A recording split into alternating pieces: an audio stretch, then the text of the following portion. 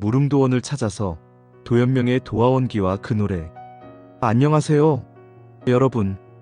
혹시 모든 걱정 근심 사라지고 시간마저 멈춘 듯한 평화로운 곳을 꿈꿔본 적 있으신가요? 오늘 이야기의 주제가 바로 그런 꿈 같은 곳, 바로 무릉도원입니다. 이 환상적인 이야기는 지금으로부터 약 1600년 전 중국의 위대한 시인 도연명이 쓴 도화원기라는 글에서 시작되었는데요. 오늘 영상에서는 먼저 어부가 우연히 발견한 신비로운 복숭아꽃 마을, 그 흥미진진한 이야기를 생생하게 들려드릴 겁니다.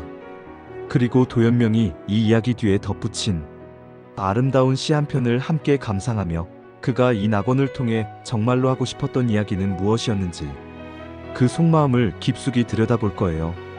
더 나아가 작가 도연명의 삶과 이 이야기가 우리에게 던지는 메시지까지 함께 생각해보는 시간을 갖겠습니다. 자, 그럼 지금부터 저와 함께 신비로운 무릉도원으로 여행을 떠나볼까요? 첫 번째, 어부, 길을 잃고 낙원을 만나다. 이야기는 중국 진나라 태원 연간, 그러니까 4세기 후반의 어느 날 시작됩니다. 무릉이라는 곳에 한 어부가 살고 있었어요. 그는 매일같이 강에 나가 고기를 잡으며 생계를 꾸려나가는 평범한 사람이었죠. 그날도 어부는 여느 때처럼 배를 저어 강을 따라 올라가고 있었습니다. 그런데 그날따라 이상하게도 고기는 한 마리도 잡히지 않고 자신도 모르는 사이에 꽤 먼 곳까지 흘러들어오게 되었어요. 정신을 차려보니 주변 풍경이 완전히 낯설었습니다. 여기가 어디지? 어리둥절한 어부의 눈앞에 믿을 수 없는 광경이 펼쳐졌습니다. 강의 양쪽 기슭으로 수백 걸음에 걸쳐 온통 복숭아나무 숲이 펼쳐져 있는 것이 아니겠어요? 세상에 태어나서 이렇게 아름다운 복숭아나무 숲은 처음 봤습니다. 따스한 봄바람에 흩날리는 분홍빛 꽃잎들이 마치 눈처럼 쏟아져 내리고 달콤한 향기가 코끝을 간지럽혔습니다. 신선한 풀들 사이로 색색의 꽃들이 피어 있었고 그 아름다움에 어부는 넋을 잃고 말았습니다. 이 숲이 어디까지 이어져 있을까? 호기심이 생긴 어부는 숲의 끝을 보기 위해 배를 계속 저어갔습니다. 한참을 가니 복숭아나무 숲이 끝나고 강물의 근원지에 다다랐는데 그곳에 산이 하나 나타났습니다. 산에는 작은 동굴이 하나 있었고 그 안에서 희미한 빛이 새어나오고 있었죠. 어부는 배에서 내려 홀린 듯이 그 동굴로 들어갔습니다. 동굴은 처음에는 아주 좁아서 겨우 한 사람이 몸을 구겨 넣어야 지나갈 수 있을 정도였습니다. 하지만 몇십 걸음을 더 들어가자 갑자기 눈앞이 환하게 트였습니다. 동굴 밖으로 나온 어부의 눈에 들어온 것은 완전히 새로운 세상이었습니다. 넓고 평탄한 땅이 펼쳐져 있었고 잘 정돈된 집들이 보였습니다. 기름진 밭에는 곡식이 무르익고 있었고 아름다운 연못과 뽕나무, 대나무 숲이 어우러져 그림 같은 풍경을 만들어내고 있었죠. 밭에서는 남녀노소 모두가 부지런히 일을 하고 있었는데 그들의 표정에는 근심이나 걱정이라고는 찾아볼 수 없었습니다. 모두가 평화롭고 행복해 보였어요. 길은 서로 통하고 있었고 닭 우는 소리와 개 짖는 소리가 여기저기서 들려왔습니다. 노인들과 아이들은 한가롭게 거닐며 즐겁게 이야기를 나누고 있었습니다. 마을 사람들은 낯선 어부를 보고 깜짝 놀라며 어디서 왔느냐고 물었습니다. 어부가 자초지종을 설명하자 마을 사람들은 그를 자신들의 집으로 초대해 따뜻한 음식을 대접하고 술을 권하며 환대했습니다. 그들의 옷차림은 어부가 사는 바깥 세상과는 조금 달라 보였습니다. 이야기를 나누던 중 마을 사람들은 놀라운 사실을 털어놓았습니다. 그들의 조상들은 진나라 시대의 혼란을 피해 이곳으로 피난 온 사람들이며 그 후로는 단 한 번도 바깥 세상으로 나간 적이 없다는 것이었습니다. 그래서 지금 바깥 세상이 어떻게 변했는지 진나라 이후에 한나라가 있었고 위나라와 지금의 진나라가 들어섰다는 사실조차 전혀 모르고 있었죠. 어부는 자신이 겪은 바깥 세상의 일들을 하나하나 자세히 들려주었고 마을 사람들은 모두 놀라워하며 탄식했습니다. 어부는 며칠 동안 마을에 머물며 여러 집을 방문했고 그때마다 풍성한 대접을 받았습니다. 마을 사람들은 한결같이 순박하고 친절했습니다. 시간이 흘러 어부가 떠나야 할 때가 되자 한 마을 사람이 그에게 신신당부했습니다. 이곳의 이야기는 바깥 세상 사람들에게 절대로 말하지 마시오. 두 번째, 시인의 노래, 무릉도원의 핵심을 꿰뚫다. 도연명은 이 신비로운 산문 이야기에 그치지 않고 도화원 시라는 한 편의 시를 덧붙여 자신의 생각과 감정을 더욱 깊이 드러냈습니다. 산문이 무릉도원이라는 이상 세계를 객관적으로 묘사했다면 시는 그 세계의 본질과 그것을 향한 시인의 간절한 마음을 노래하고 있죠. 특히 시의 마지막 부분은 이 이야기 전체의 핵심을 꿰뚫고 있는데요. 함께 천천히 음미해 볼까요? 수무기력지, 비록 세월을 기록할 달력은 없지만 사시자 성세, 사계절의 변화로 한 해를 스스로 이루었네. 이 두 구절을 보세요. 무릉도원 사람들에게는 세월을 재고 기록하는 달력이 없습니다. 그들은 인위적으로 만든 시간에 얽매이지 않고 그저 봄이 오면 씨앗을 뿌리고 여름이면 땀 흘려 가꾸고 가을이 오면 풍성하게 거두는 자연의 거대한 흐름 속에서 살아갑니다. 시간의 노예가 아니라 시간과 함께 호흡하는 친구로 살아가는 평화로운 모습이 그려지지 않나요? 이연유열학, 기쁘게 살며 남은 즐거움이 있는데 우아노지에 어찌 세속적인 지혜를 쓰려고 애쓰겠는가. 노장사상의 핵심, 정말 멋진 말입니다. 이미 하루하루의 삶이 기쁘고 즐거움이 넘치는데 사람을 피곤하게 만들고 서로를 속이게 만드는 온갖 세속적인 꾀나 지혜가 무슨 소용이 있겠냐는 겁니다. 이것이야말로 도연명이 평생 추구했던 노장사상의 핵심, 바로 무의자연, 즉 억지로 무언가를 하려 하지 않고 자연의 순리 그대로 살아가는 삶의 태도를 보여주는 구절입니다. 무릉도원의 행복은 부나 명예가 아닌 바로 이러한 마음가짐에서 비롯되는 것이죠. 선복한 유패, 잠시 세상에 드러났던 도원은 이내 다시 깊숙이 숨어버렸고 그것이 목에 나 또한 높이 올라 나의 도원을 찾으리라. 작가의 간절한 염원, 그리고 마지막 두 구절에서 도연명은 드디어 자신의 속마음을 뜨겁게 드러냅니다. 어부에 의해 잠시 세상의 모습을 드러냈던 무릉도원은 세속의 때가 묻자 이내 다시 깊숙한 곳으로 자취를 감추어 버렸습니다. 하지만 시인은 여기서 좌절하지 않습니다. 오히려 나 또한 높이 올라 나의 이상향을 기필코 찾고야 말겠다고 외치고 있죠.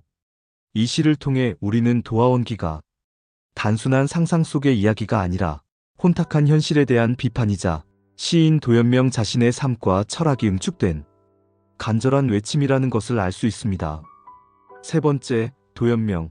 그는 왜 무릉도원을 꿈꿨을까?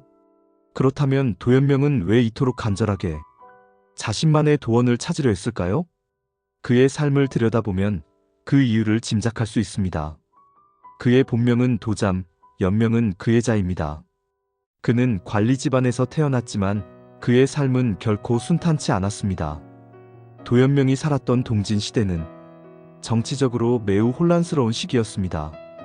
권력을 잡기 위한 암투와 배신이 난무했고 백성들의 삶은 전쟁과 가혹한 세금으로 피폐해져만 갔죠. 도연명 역시 가문의 명예와 생계를 위해 여러 번 벼슬길에 나아갔습니다. 하지만 그의 강직하고 소박한 성품은 부패하고 속물적인 관직 생활과 사사건건 부딪혔습니다. 그는 권력자에게 아부하거나 위선적인 격식에 얽매이는 것을 참지 못하는 사람이었습니다. 특히 그가 팽태현의 현령으로 부임했을 때의 일화는 아주 유명합니다. 부임한 지 80남짓 지났을 때 군에서 파견된 감독관이 온다는 소식에 하급관리가 그에게 관복을 갖춰 입고 허리를 굽혀 정중히 맞이해야 한다고 조언했습니다. 그러자 도연명은 이렇게 탄식했다고 전해집니다. 내가 어찌 쌀 5마를 위해 허리를 굽혀 시골의 어린아이 같은 자에게 절을 하겠는가. 여기서 쌀 5말은 관리의 보잘것없는 녹봉, 즉 세속적인 이익을 의미합니다. 그는 결국 그 길로 관직을 버리고 미련 없이 고향으로 돌아가 버렸습니다. 이때 그의 나이가 41였습니다. 고향으로 돌아온 도연명은 귀거래사라는 유명한 글을 남기며 다시는 벼슬길에 나아가지 않고 자연 속에서 소박하게 살아가겠다는 굳은 결심을 세상에 알렸습니다. 그는 직접 밭을 갈고 국화를 가꾸며 좋은 사람들과 술을 마시고 시를 짓는 전원 생활을 즐겼습니다. 물론 가난 때문에 굶주리는 날도 많았지만 그는 속세의 부귀영화를 부러워하지 않고 자신의 선택에 만족하며 자유로운 영혼으로 살아갔습니다. 이러한 그의 삶의 철학이 응축되어 피어난 꽃이 바로 도화원기와 도화원시입니다. 혼탁한 현실 정치에 환멸을 느낀 도연명은 자신이 꿈꾸는 평화롭고 순수한 이상세계, 즉 세속적인 지혜가 필요 없는 세상을 무릉도원이라는 공간을 통해 그려낸 것입니다. 네 번째, 다시 사라진 낙원, 그 깊은 의미. 자, 그럼 다시 어부의 이야기로 돌아가 볼까요? 며칠간의 꿈같은 시간을 보내고 마을을 떠난 어부는 돌아오는 길에 일부러 곳곳에 표시를 해두었습니다. 나중에 다시 찾아올 생각이었죠. 군청에 도착한 어부는 태수에게 자신이 겪은 신비로운 경험을 모두 이야기했습니다. 태수는 이 이야기에 큰 흥미를 보이며 즉시 사람들을 보내 어부가 표시해둔 곳을 따라 그 마을을 찾아보겠습니다. 하지만 이상하게도 어부가 남겨두었던 표시는 온데간데 없이 사라지고 아무도 그곳을 찾을 수 없었습니다. 어부 자신도 길을 완전히 잃어버리고 말았죠. 이 소문을 들은 남양의 유작이라는 고상한 선비는 무릉도원 이야기를 듣고는 그곳을 찾아 나설 계획을 세웠지만 안타깝게도 계획을 실행에 옮기기 전에 병으로 세상을 떠나고 말았습니다. 그리고 그 후로는 아무도 무릉도원으로 가는 길을 묻는 사람이 없었다고 합니다. 이야기는 이렇게 허무하게 끝이 납니다. 왜 도연명은 이런 결말을 선택했을까요? 앞서 우리가 함께 감상했던 시 구절 속에 그 힌트가 있습니다. 무릉도원은 속세의 욕심을 버려야만 닿을 수 있는 곳이라는 메시지를 전달합니다. 어부는 처음에는 순수한 호기심으로 그곳을 발견했지만 돌아와 태수에게 알린 것은 일종의 세속적인 욕심, 즉 공을 세우고 싶거나 신기한 것을 자랑하고 싶은 마음이 작용했다고 볼 수 있습니다. 권력자인 태수가 사람들을 보낸 것은 말할 것도 없죠. 시에서 노래했듯 무릉도원은 세속적인 지혜가 필요 없는 곳입니다. 그러니 세속적인 욕심과 계산으로 가득 찬 사람들이 찾으려 할 때 시의 구절처럼 이내 다시 깊숙이 숨어버리는 것은 당연한 이치입니다. 결국 무릉도원은 현실 세계에 실제로 존재하는 장소라기보다는 도연명과 같이 혼탁한 현실을 벗어나고 싶어하는 사람들의 마음속에 존재하는 정신적인 이상향을 상징합니다. 그래서 한번 떠나온 이상 다시는 돌아갈 수 없는 꿈과 같은 곳으로 그려진 것이죠. 마치 우리가 어린 시절의 순수함을 다시 되찾을 수 없는 것처럼 말입니다. 다섯 번째, 무릉도원이 우리에게 남긴 것.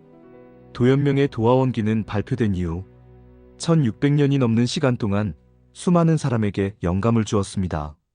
중국뿐만 아니라 한국, 일본 등 동아시아 전반에 걸쳐 문학, 그림, 사상에 지대한 영향을 미쳤죠. 수많은 시인과 화가들이 무릉도원을 주제로 작품을 남겼습니다. 당나라의 시인 왕유는 도원행이라는 시를 통해 무릉도원의 풍경을 노래했고 수많은 화가들이 상상력을 발휘해 신비로운 복숭아꽃 마을의 모습을 화폭에 담았습니다. 우리나라에서도 안평대군이 꿈에서 본 무릉도원을 화가 안견이 그린 몽유도원도가 바로 그 대표적인 예라고 할 수 있죠. 더 나아가 무릉도원은 단순한 문학적 소재를 넘어 동양적인 유토피아의 원형으로 자리 잡았습니다. 서양의 유토피아가 주로 법과 제도를 통해 만들어지는 합리적이고 계획적인 사회의 모습을 그리는 반면 무릉도원은 인위적인 제도나 통치 없이 자연의 순리에 따라 사람들이 조화롭게 살아가는 공동체의 모습을 보여줍니다. 오늘날 우리는 어떤가요? 여전히 많은 사람이 치열한 경쟁과 각박한 현실에서 벗어나 조용하고 평화로운 곳에서 살고 싶다는 꿈을 꿉니다. 귀농이나 귀촌을 선택하는 사람들이 늘어나는 것도, 복잡한 도시를 떠나 한적한 곳으로 여행을 떠나는 것도 어쩌면 우리 마음속에 저마다의 무릉도원을 찾고 싶은 욕망이 있기 때문일 겁니다. 도연명이 우리에게 정말로 하고 싶었던 말은 어딘가에 숨겨진 낙원을 찾아 떠나라가 아니었을지도 모릅니다.